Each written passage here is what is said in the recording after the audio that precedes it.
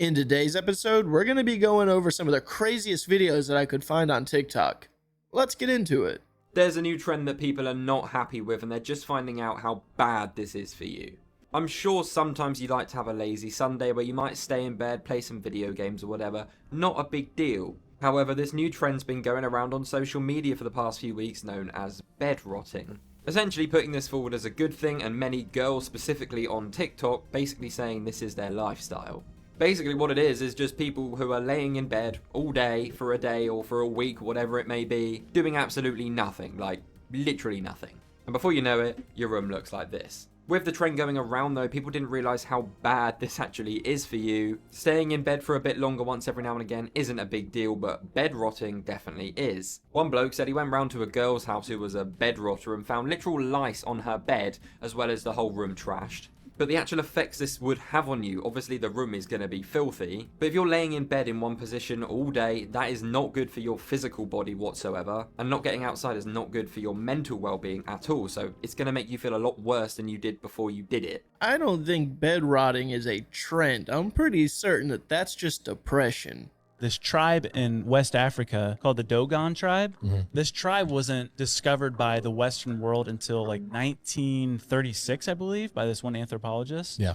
What he found weird was this tribe in Africa, they have this story of these star people coming down to them and teaching them this knowledge. This was the craziest thing. They like had these drawings of the star Sirius. So Sirius A is the main star, right? They also had drawn Sirius B, which is a smaller star that you cannot see with the human eye. In fact, we didn't discover it until later 1900s when we created the radio telescope. We didn't know that existed until we created this telescope. But they knew about it. That started the exact location. How? But the Sirius C, it's an even smaller one, and I don't think they've discovered it yet. But the tribe is like, oh, it's up there. Wow. And so Yeah, so it's something claimed that's that we where found these gods came from, was this constellation. Oh my gosh. Super weird. That's what always will blow my mind, like how we have like with Galileo and all these things, like Plato, like all these people who understood so much of our universe. I will always be curious as to how did they get that information? Was it from time travelers and just how the mechanics of time traveling works? They come from the sky and they portrayed themselves as gods? Could it have been fallen angels? Maybe even aliens? I really wish we had the answers to this question. Let me know in the comments, what do you think, or who do you think provided that information truly? Do you think it was actual aliens, gods? What do you think it was? Scientists are racing to develop new encryption methods that even quantum computers can't break. They call it post-quantum cryptography. The strategy, find mathematical problems so complex that not even quantum computers can solve them efficiently. But there's a problem. Whenever we think we found an unbreakable code, someone finds a way to break it. The Germans thought Enigma was mathematically impossible to crack. The Japanese believed Purple would keep their World War II communications secret forever. The NSA once claimed RSA encryption would take billions of years to defeat. They were all wrong. Some banks are returning to physical security systems, offline computers, paper records, and in-person verification. Government agencies are reviving Cold War-era methods, one-time pads, dead drops, and bicycle couriers. Sometimes things don't happen the way you planned. Sometimes you can end up lower than you started. What? Quicksilver. Somebody out there gets it. As annoying as it would be, doing it all through paper, offline computing, and snail mail would be the best bet, or at least the safest. Reptile demons dominate the demonic world, and they are everywhere.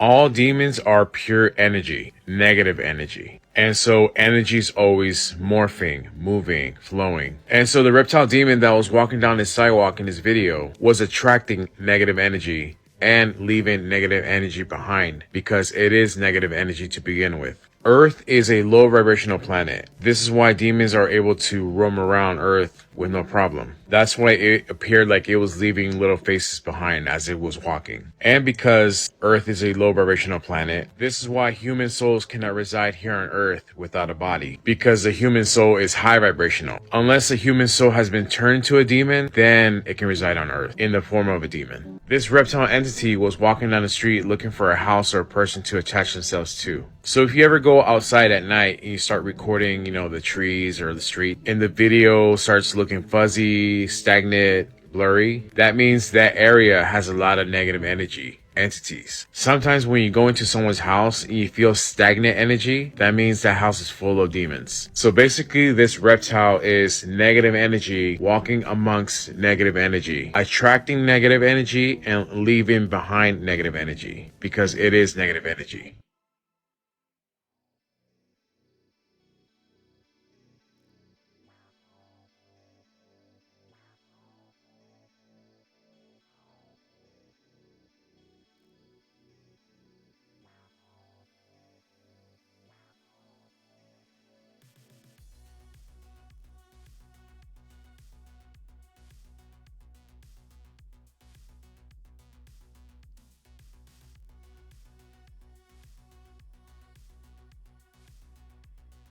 That just seems to be a really noisy image to me. I do see a lot of these videos floating online, which makes me believe that cameras or security cameras just have this weird glitch effect that just happens to them. There's not too many people that are recording videos like that with just their cell phone. But the theory behind it being a demon or a lizard demon, it's not a bad one. Me personally, what would come to mind if I was to theorize about something like that is maybe it's an energy-based vampire. You know, not like your typical vampire that gets burned by sunlight, but a vampire that can drain energy from people or objects. That's a fun theory to think about. Hey, if you haven't done so already and you're enjoying the show, give it a like. And if you're new to the channel, subscribe. For everyone that's currently watching and or subscribed, thank you guys so much for supporting the channel.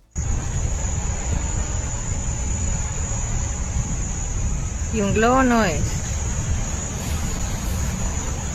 Eso se ve como algo extraño. Sí.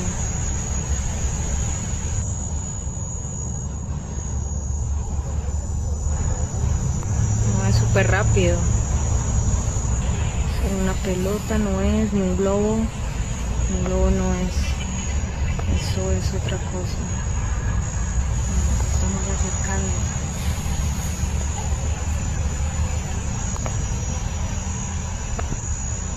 Tell me why the sky and the sun have been glitching, you see that, all over the place, and no one has an answer to why. So we're going to look at a few of them. This is the one that you just saw, though, and basically he was recording while he was watching the sky. So it glitched in real life, and then he went back and saw it in the footage. And I can attest to the sun being off because I've been sitting in my driveway when it was 80 degrees, and it was so hot I had to move. Unrelated, just for attention, but the sun has been really hot. And I know I'm not the only one, so let me know below if you've noticed that. This is our next video. That ray you saw, that's not the sun. The sun is on the side to his left. So what's on the right causing these rays to go up? It's over here. Look at these. What the f is that? Yeah, I can go without that music is playing. Now right here. When have you ever seen this? These clouds completely perfectly straight down the middle. Obviously, these people have not seen anything like it as they're on top of the freaking car to record it. But there's actually one frequency that can cause clouds to do this, but I'm not going to tell you right here. Really weird stuff going on lately. One thing, this sun is not acting normal. Or should I say, suns up. Bro, it literally looks like hell just opened up in Malaysia today. This morning, apparently a gas pipeline exploded and caused a massive fiery mushroom cloud stretching 20 stories high. And this thing burnt for several hours. The blast left a huge crater and injured 145 people, including children. 67 people are being treated at hospital, mostly for second and third degree burns, but luckily no one was killed. They said that restoring the area affected could take a full year. For the people in Malaysia that got really hurt by that, I hope the best for you. So thoughts and prayers go out to you guys. People are going crazy right now because a Mandela effect has just reversed itself. There's been this whole discussion for a long time about what colour packets of crisps should be. Many people say salt and vinegar should be green, but the majority say it should be blue. And of course then cheese and onion should be green, that's the way it was meant. Now this brand specifically, everybody remembers them having salt and vinegar in blue and cheese and onion in green. I mean, even I do back in the day. They changed it to green and everyone was like, what the hell? Although they then came out and said no, they were never that colour. They've always been green salt and vinegar. But then people started finding old wrappers from back in the day which appeared to be blue for salt and vinegar, and it was just confusing the hell out of everyone. However, for other manufacturers and certain crisp companies, they do it the other way round. So blue is salt and vinegar, which is probably why we've got that cemented in our brains. Things like discos and squares, when you were younger probably having them, you just got that blue cemented in your brain. Anyway, they have come out now and actually just done a whole curveball and said, right, they've changed it round. This is official, and people are freaking out in the comments saying, oh, whoa, whoa, but it used to be this, and they're saying, no, it didn't. But anyway, they have swapped it round, so is this right or wrong? And what the hell actually should it be? Well, I can definitely say here in America, salt and vinegar chips are normally in a blue bag. Let me know in the comments for you, is this a Mandela effect? For me, I'm pretty certain salt and vinegar chips are in a blue bag. It's normally blue and white. All right, so we're getting closer and closer to living in a Blade Runner universe because China apparently just approved companies for licensing to operate flying taxis. So some regulators in China recently granted commercial flying taxi industry licensing so they can operate autonomous passenger drones. The two companies that are on the NASDAQ listed Ehang Holdings and Hefei Hay Airlines, and they obtained air operator certificates from the Civil Aviation Administration of China, which is also known as CAC. They received the certificates on Saturday of this past week, according to state-run news. And what this means is that both companies are cleared to use unmanned aerial vehicles to offer commercial passenger services, including urban sightseeing tours. The air operator certificate was the final thing that they needed to overcome in order to start actually taking passengers up into the air, because they already had the certificates in order to start production, and also, I guess, an airworthiness certificate that said that they're good to fly. Apparently, Beijing's been allowing people to really start investing into what they're referring to as a low altitude economy, which is essentially an economy that involves technologies that range from delivery drones to blimps and flying cars. Apparently, the leaders in China are pretty much on board with this thing as well. Now, apparently, there's a research group called Hurun that took data from the Civil Aviation Administration of China in order to try to figure out what the low altitude economy is predicted to be worth eventually. And they're saying that by this year, 2025, that the low altitude economy is predicted to be worth $207 billion, and that they think that by 2035, it's going to be worth $3.4 billion. So almost double. Now, if there's companies in China that are doing this, I can guarantee you that there are probably companies here in America that are probably trying to do the same exact thing. I just think it's going to be wild to see how they kind of prevent mid-air collisions and stuff when there's tons of drones flying around all over the place, delivering stuff, dropping food off, delivering people, providing emergency medical services, like landing and like medically evacuating people. Like, there's so many possibilities with this, but I just don't know how the Federal Aviation Administration would deal with it over here. I mean, I don't know how they're going to deal with it over there either, but either way, this is going to get real crazy, but it is exciting times that we're living in. That being said, this could still become some very dystopian stuff real quick if it's not done correctly. It's a pretty interesting concept to have flying taxis or vehicles in general that you can just have and fly around if you're qualified to do so. I personally do not see anything wrong with that. As long as it's a safe procedure, people are qualified to drive, you would probably be able to get around to a lot of different places a lot faster. And I'm sure America's also working on something similar to this. Let me know in the comments, is this something that you would be interested? Would you take a flying taxi if you had the capabilities of doing so? He's a photographer, so it's a really wild cemetery. I mean, it's crazy. There's a lot of big money. People don't realize Cleveland used to be the spot. I mean, that's why the mafia was there. It was the fifth largest city in the country at one point. There was a lot of money coming in and out of here for a while. The 60s really kind of killed it, unfortunately. But but kind of the point was, Rockefeller's grave marker is a giant obelisk. Now, he wasn't Egyptian, you know.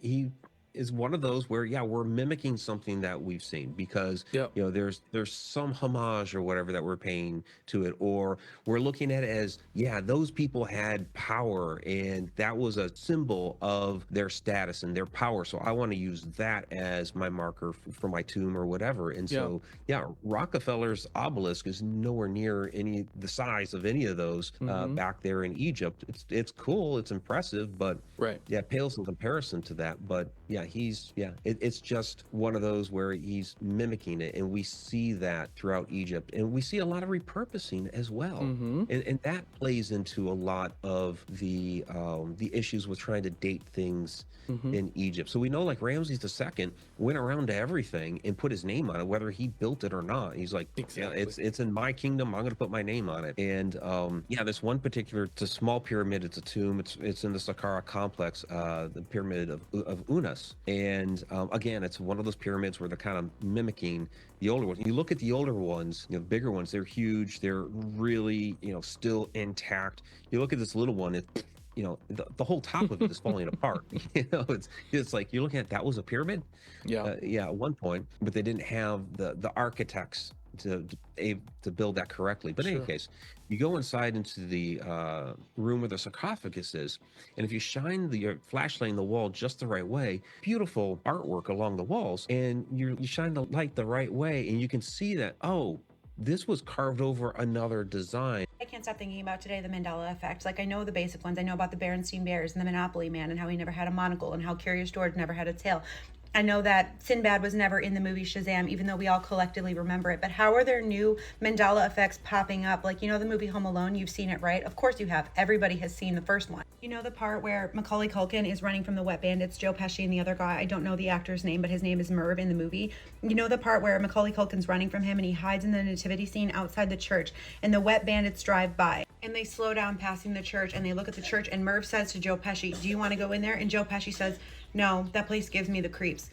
He never said it. He never said it. I heard this and I was like, of course he said it. I know that movie like the back of my hand. It's my favorite Christmas movie. So immediately I went to watch it. He never says it. How am I just hearing about this? Why do I remember it? I said this to my husband. My husband was like, no, he absolutely says it. I was like, watch this scene. He doesn't say it. I know other people out there remember him saying it too. I'm just saying, how are there new Mandela effects? How have I never heard of this? We've all heard of the basic ones. How am I just now hearing about this Home Alone one? Are we actively changing timelines? Is this a giant psyop where they're going in and editing things from the past to make us think that things were different than they were? Is this an active gaslight campaign? What is going on? I need to know that somebody else remembers this. I mean, as she was referencing the movie, I lipped it as well because I remember it. I do remember watching that movie and thinking, of course you do not like the church, you're a bad person. Let me know, is this a Mandela effect? Do you remember that scene? Because I remember it pretty clearly, but apparently not.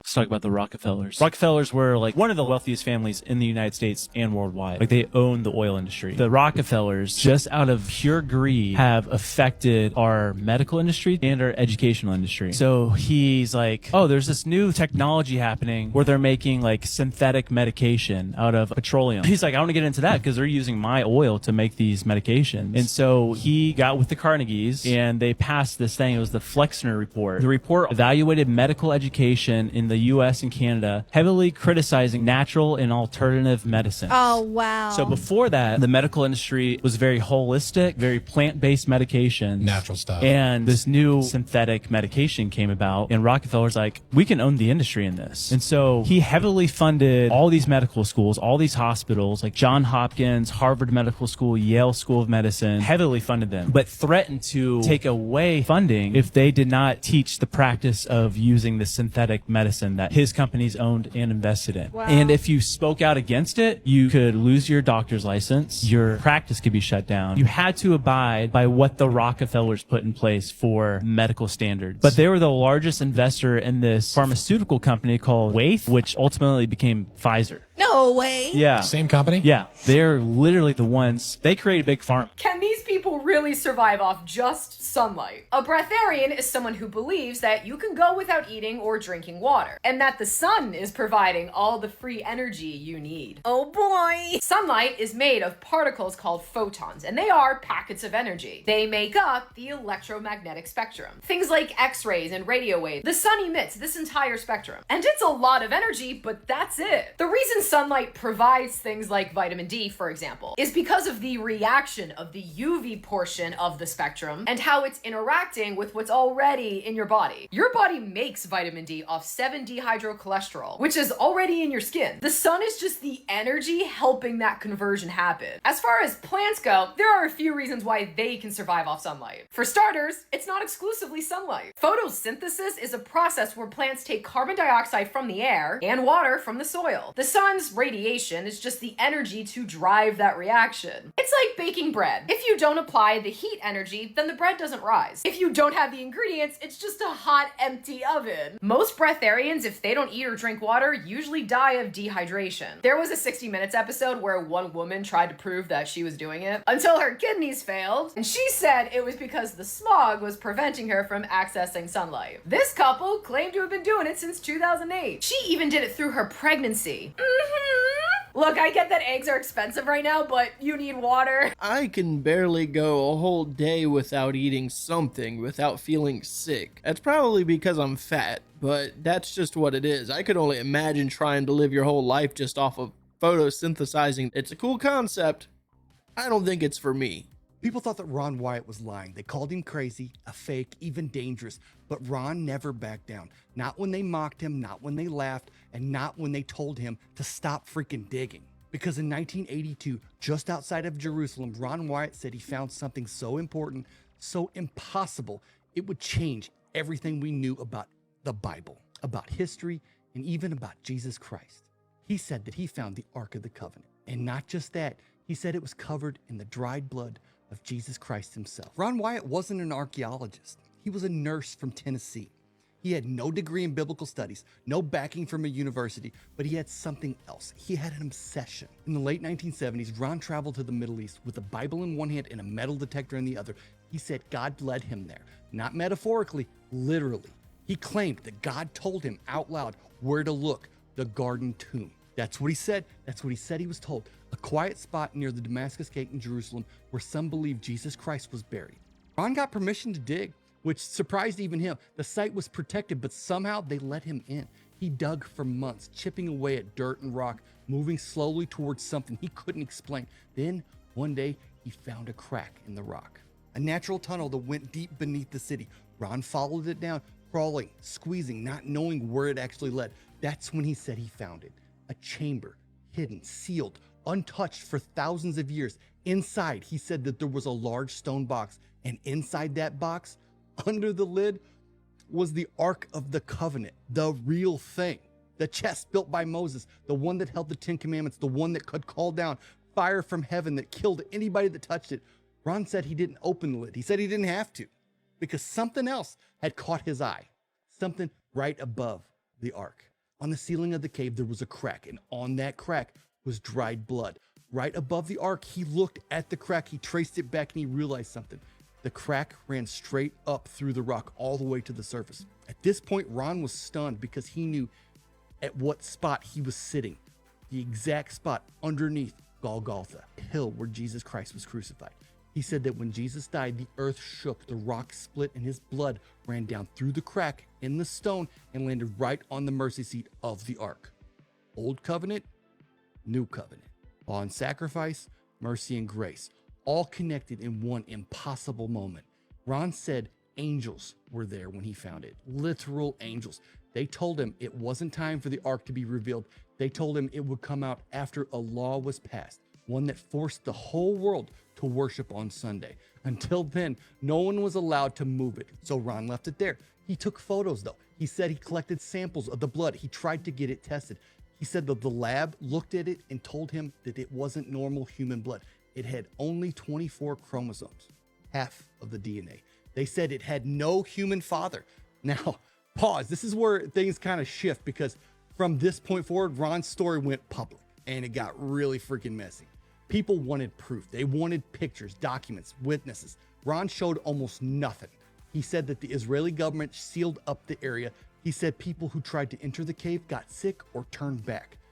He said he was being watched. In the early 90s, Ron told this story at churches, conferences, everywhere. He made videos, wrote articles, but still no Ark. The mainstream archaeological community laughed at him. They said the story made no sense. The Garden Tomb isn't a verified crucifixion site. The Ark disappeared from biblical records after the Babylonian siege, and no government on earth would let a nurse from Tennessee dig in Jerusalem, except Ron swore that they did. He dug for months. And here's the part that nobody can explain. Not to this day. No one has proved that he didn't find it. No one has shown footage of the chamber and proved that it's empty. No one has taken cameras into the cave and disproved the story. The cave is sealed. The cave is there. It's real. Israeli Antiquities Authority refuses to comment, and the Garden Tomb Organization denies that the dig ever happened. But they also admit that they don't own the underground area. So where does that leave us? Let's talk about what the Ark even is. The Ark of the Covenant was the centerpiece of Israel's religious life. It held the 10 Commandments, Aaron's rod, and a jar of manna. It was kept inside the Holy of Holies in Solomon's temple, sealed off, guarded, and only seen once a year by the high priest. But when the Babylonian army invaded Jerusalem in 586 BC, the Ark vanished. Some people think that it was taken to Babylon. Some say it was hidden in a cave, and some said it was destroyed. Others believe that it was hidden by priests and still rests somewhere under Jerusalem. There are a few verses in 2 Maccabees, a non-canonical book, that says that Jeremiah the prophet hid the Ark in a cave on Mount Nebo and sealed the entrance until God decided to reveal it. And that sounds a lot like what Ron said. Ron died in 1999. He never changed his story. He never sold the Ark. He never tried to cash it in. To the very end, he said, I know what I saw. So either Ron Wyatt made the biggest archaeological discovery in human history, or he told the biggest and longest lie of all time. Either way, the chamber is still sealed beneath Jerusalem. It still waits. And if he was right, then one day we're gonna all see it. Damn it, man.